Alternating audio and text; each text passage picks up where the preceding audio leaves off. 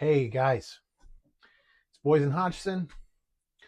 So, for 40 years, the Mankind Project has been a sanctuary for men seeking transformative experiences. And as we're sitting here today, I'm recognizing that the core of the work remains unshakable, true. I hope that you feel that way too. Over 70% of the men who leave the New Warrior Training Adventure are promoters. They would highly recommend this experience to their friend. And over 50% of those men give the experience a perfect 10 out of 10. So the magic of the containers that we build are as potent as they have ever been. And the who in our circles is changing. So we are currently, today in 2026, witnessing a significant changing of the guard. As of last year's metrics, last year's data, 2025, we are no longer a project dominated by boomers and Gen X men like me. Millennials are our largest single cohort at 42% of the guys coming through the weekend, and Gen Z is the fastest growing demographic. So these are men in their 20s and 30s. Together, younger generations now make up over 50% of the community who are coming through. Our median age is still around 43, which is really what it's been as long as I've been tracking the data.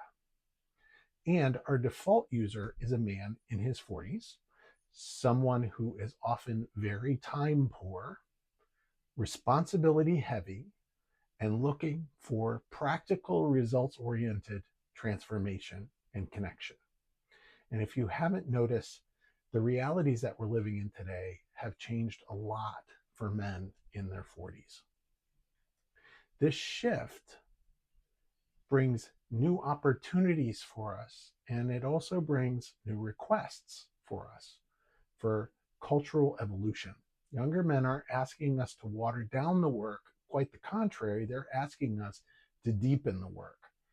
They are calling for more trauma awareness. They're calling for more inclusive language. They are looking for a focus on physical care and practical practices that they can incorporate into their lives.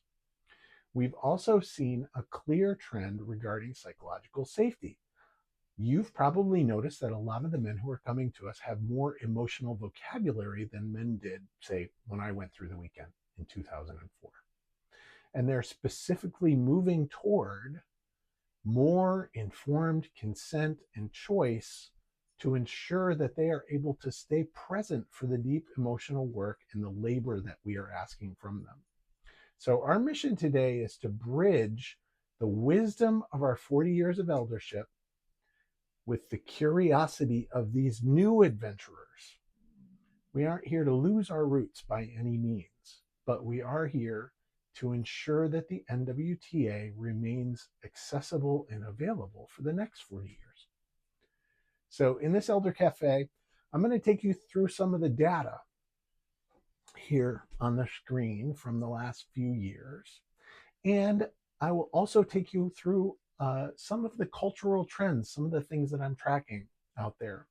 And we will talk about and ask some questions about how we can meet the times while keeping the fire of the work burning bright.